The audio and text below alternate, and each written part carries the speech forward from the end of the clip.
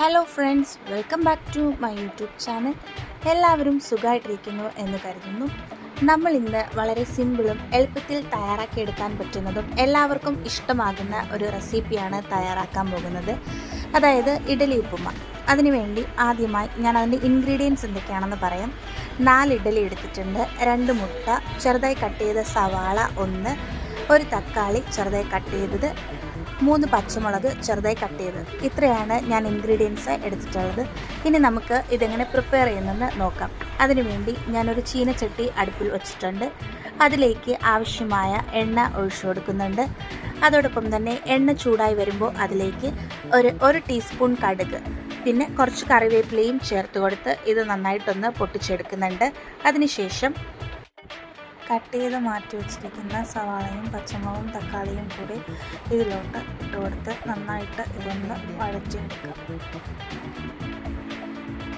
നമ്മുടെ സവാളയൊക്കെ വഴന്ന് വരാൻ വേണ്ടിയിട്ട് കുറച്ച് സമയം എടുക്കും. നമുക്ക് ആ സമയം കൊണ്ട് നമ്മൾ മാറ്റി വെച്ചിരിക്കുന്ന ഇഡലി നമുക്കിതുപോലെ കൈകൊണ്ട് നന്നായിട്ടൊന്ന് പൊടിച്ചെടുക്കാം. ഇനി നമുക്ക് നമ്മുടെ സവാള വെന്തോന്ന് നോക്കാം. അതിനുശേഷം അതിലേക്ക് ആവശ്യമായ മസാല കൂടെ ഇട്ട് കൊടുക്കാം. ഞാൻ അതിന് വേണ്ടിയിട്ട് ഒരു അര ടീസ്പൂണിനും കുറച്ച് കുറവ് മുളക് പൊടി എടുക്കുന്നുണ്ട്.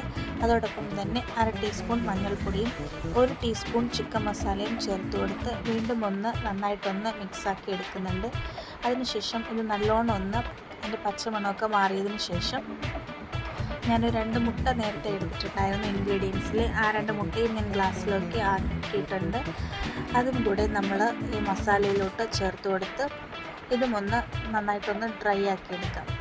ശേഷം നമ്മൾ പൊടിച്ചു വച്ചിരിക്കുന്ന നമ്മുടെ ഇഡലി ഇതിലോട്ട് ഇട്ട് കൊടുത്ത് നന്നായിട്ടൊന്ന് മിക്സാക്കി എടുക്കാം.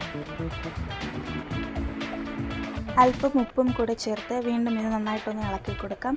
ലാസ്റ്റ് ഒരു ഫൈനൽ ടച്ചപ്പിന് വേണ്ടി കുറച്ച് മല്ലിയില കൂടെ ചേർത്ത് നമുക്കിതൊന്നും കൂടെ മിക്സാക്കി എടുക്കാം. അപ്പോൾ വളരെ ടേസ്റ്റി ആയിട്ടുള്ള നമ്മുടെ ഉപ്പുമാവ് തയ്യാറായിട്ടുണ്ട്. എല്ലാവരും മസ്റ്റായിട്ട് ഇത് ട്രൈ ചെയ്ത് നോക്കുക. കുട്ടികൾക്കും മുതിർന്നവർക്കും എളുപ്പത്തിൽ ഈവനിങ് സ്നാക്സ് ആയിട്ടോ അല്ലെങ്കിൽ മോർണിംഗ് ബ്രേക്ക്ഫാസ്റ്റ് ആയിട്ടോ എളുപ്പത്തിൽ തയ്യാറാക്കി എടുക്കാൻ പറ്റുന്ന ഈ ഉപ്പുമാവിൻ്റെ റെസിപ്പി എല്ലാവരും മസ്റ്റായിട്ട് ട്രൈ ചെയ്യുക.